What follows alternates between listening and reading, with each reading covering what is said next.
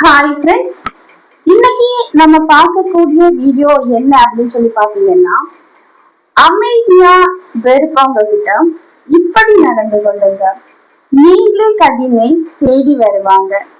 இது உங்க வாழ்க்கைக்கு பயனுள்ளதா இருக்கும் அப்படின்னு சொல்லி நினைக்கிறேன். அதனால லாஸ்ட் வரை ஸ்கிப் பண்ணாம பாருங்க. இப்ப நம்ம வீடியோக்குள்ள போகலாமா?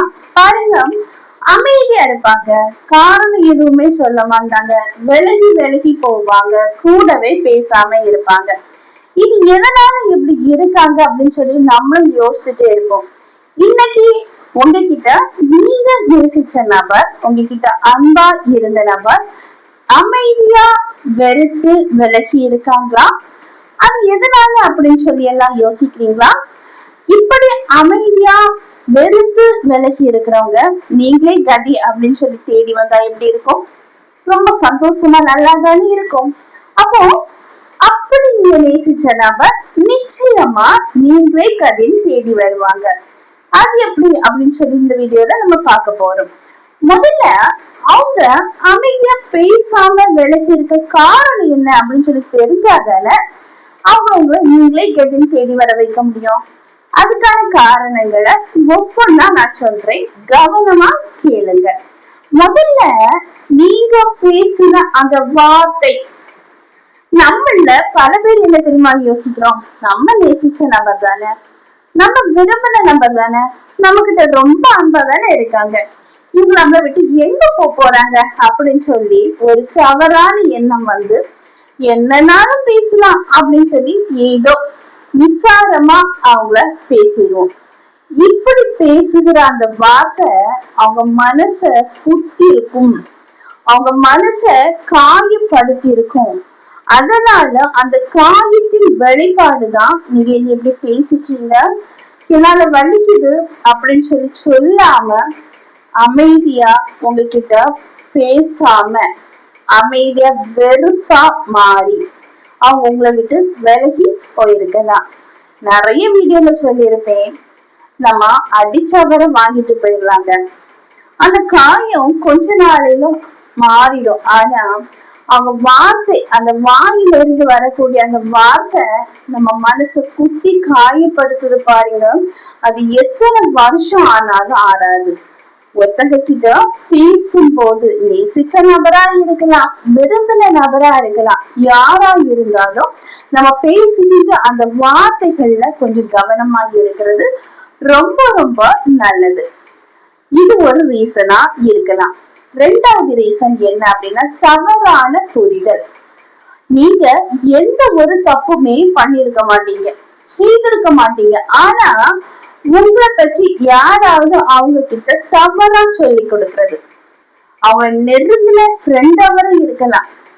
இப்படி உங்களை பற்றி இன்னொரு நபர் அவங்க கிட்ட தவறா சொல்லி கொடுக்கும் போது அத உண்மை அப்படின்னு சொல்லி நம்பி வர அவங்க உங்ககிட்ட வந்து பேசாம வெறுத்து விலகி இருக்க காரணமா இருக்கலாம்.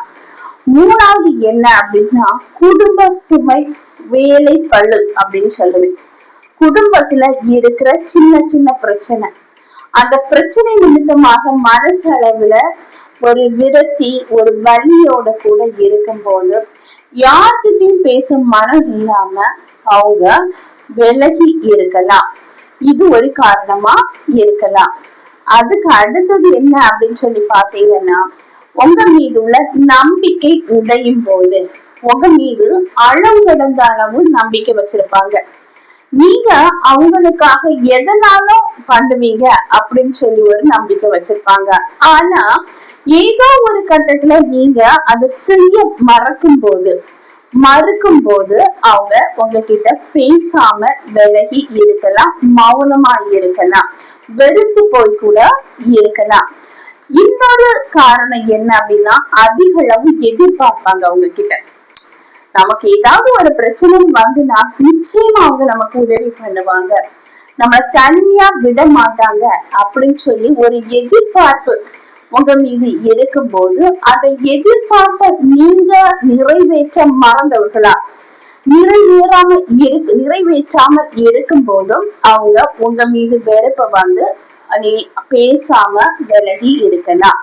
இன்னொன்னு என்னன்னா ஈகோ. நான் பேசல, அதனால கண்டிப்பா நிச்சயமா நீ என்கிட்ட வந்து பேசணும் அப்படின்னு சொல்லி ஒரு எதிர்பார்ப்பு, இல்லைன்னா நீ பெரிய ஆளா நான் பெரியவளா அப்படின்னு சொல்லி ஒரு ஈகோ நிமித்தமாக பேசாம விலகி இருக்கலாம். இப்ப ஏதோ ஒரு காரணங்களுக்காக அவங்க பேசாம விலகி இருக்காங்கன்னு தெரிஞ்சாச்சு.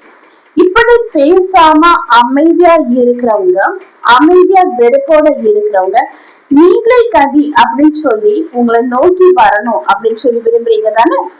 நிச்சயமா அவங்க அப்படி உங்களை நோக்கி வரணும் அப்படின்னு சொன்னா சில செயல்களை நம்ம செய்துதாங்க ஆகணும். என்ன அப்படின்னு சொல்லி பாத்தீங்கன்னா, ஒருத்தவங்க உங்ககிட்ட அமைதியா வெறுப்பா இருக்காங்க அப்படின்னா அவங்கள நோக்கி போதகமும் போக்கஸ் பண்ணி அவங்க கிட்ட போய் நின்றுட்டு, ஏன் பேசல, எதுக்கு பேசல, நான் என்ன தப்பு பண்ணனேன், நீ எவ்வளவு நாள் என்கிட்ட பேசாம இருப்ப அப்படின்னு சொல்லி காரணம் கேட்டு நிற்காதீங்க. கூடவே சண்டை போடாதீங்க, கத்தாதீங்க, கெஞ்சவும் செய்யாதீங்க. அமைதியா இருங்க. அவங்க நம்ம வெறுத்துட்டு போயிருக்காங்க, அப்போ நம்ம கூட கொஞ்சம் போய் அவங்ககிட்ட கெஞ்சும் போதும், அவங்க கிட்ட காரணம் கேட்டு நிற்கும் போதும், கோபப்பட்டு கட்டும் போதும் நம்ம மீது அவங்களுக்கு வெறுப்பு ஜாஸ்தி ஆகுமே தவிர நிச்சயமா அந்த வெறுப்பு குறையாது. அதனால அவங்க கிட்ட போய் காரணம் கேட்டு மட்டும் நிற்காதீங்க. ரெண்டாவது, போக்கஸ் உங்க வாழ்க்கையில செலுத்துங்க. எனி டைம் அவங்களே பத்தி யோசித்து இருந்துட்டு காலம் நேரம் எல்லாம் வீணடிச்சுட்டு லாஸ்ட்ல உங்களுக்காக வாழணும் அப்படின்னு சொல்லி யோசிக்கும் போது பாத்தீங்கன்னா உங்களுக்கு வயசாயிருக்கும். நம்மள பல பேர் என்னன்னா அவங்களே பத்தி யோசித்து தன்னுடைய கடமையை மறந்தவங்களா, தன்னுடைய வாழ்க்கைய மறந்தவங்களா இருந்துச்சு கொஞ்ச நாளைக்கு பிறகு எங்கேயாவது வாழலாம் அப்படின்னு சொல்லி விரும்பி பின்னால திரும்பி பார்க்கும்போது நம்ம நேரத்தை எல்லாம் வேஸ்ட் பண்ணிருக்கோம், நமக்கு வயசும் போயிருக்கும். அதனால போக்கஸ் வந்து உங்க வாழ்க்கையில இருக்கணும். அவங்கள பற்றின சிந்தனையில இல்லாம உங்களுக்காக வாழ கத்துக்குங்க அப்படின்னு சொல்லுவேன். மூணாவது, உங்க திறமைய வளர்த்துக்குங்க. வாழ்க்கையில இன்னைக்கு நிறைய பேர் வந்து தெரிஞ்சு போகிறதுக்கு காரணம் தவறான புரிதல். இன்னொன்னு பணம். பணம் இல்லைன்னா பணம் கூட எட்டி பார்க்காதுன்னு ஒரு பழமொழி இருக்கு. பணம் இல்லைன்னா நம்ம மதிப்பு குறைஞ்சு போகுங்க. நம்மளுக்கு மதிப்பு இருக்கணும் அப்படின்னா பணம் தேவை. இன்னைக்கு ஒரு காலத்துல நம்மள ரொம்ப நேசிச்ச நபர் இன்னைக்கு நம்ம கிட்ட பேசாம விலகி இருக்காங்க அப்படின்னா, அதுவும் மௌனமா அமைதியா இருக்காங்கன்னா பணம் கூட ஒரு ரீசனா இருக்கலாம். உங்ககிட்ட நிறைய பணம் இருக்கும் போது உங்களை சுத்தி வந்து பேசியிருப்பாங்க. அந்த பணம் உங்ககிட்ட இல்லை அப்படிங்கும் போது நீங்க யாரு அப்படின்னு சொல்லி கேட்கிற மாதிரி பார்ப்பாங்க. அப்ப பணம் வரணும் அப்படின்னா உங்க திறமையை வளர்த்துக்கணும். கூடவே அந்த பணத்தை சேவ் பண்ணக்கூடிய அந்த டெக்னிக்கும் தெரிஞ்சுக்கணும். இன்னைக்கு நிறைய பேர் பண்ற வேலை என்ன தெரியுமா? நான் ஓடி உழைக்கிறேன் அப்படின்னு சொல்லி உழைச்சிட்டு வரக்கூடிய காசை எப்படி செலவு பண்ணணும், எப்படி சேமிக்கணும் அப்படின்னு சொல்லி தெரிய மாட்டேங்குது. அதனால கடன் பெருக்குது. இப்போ நீங்க உங்ககிட்ட பணம் இல்லாம நீ கடன் ஆயிட்டீங்கன்னு வைங்களேன், உங்ககிட்ட அமைதியா விலகி இருக்கிறவங்க நிச்சயமா தேடி வருவாங்களா? இல்லைங்க, வரமாட்டாங்க. இப்ப யோசிக்கலாம், என்னோட வருமானம் குறைவா இருக்கா சிஸ்டர், எப்படி நான் சேவ் பண்றது அப்படின்னு சொல்லி. வருமானம் எவ்வளவுன்னு இல்லைங்க, சரியான திட்டமிட்ட செலவு நமக்கு செய்யணும். தேவையான செலவு மட்டும் செய்துட்டு உங்க வருமானத்துல கொஞ்சமாவது எடுத்து நீங்க சேவ் பண்ணுங்க.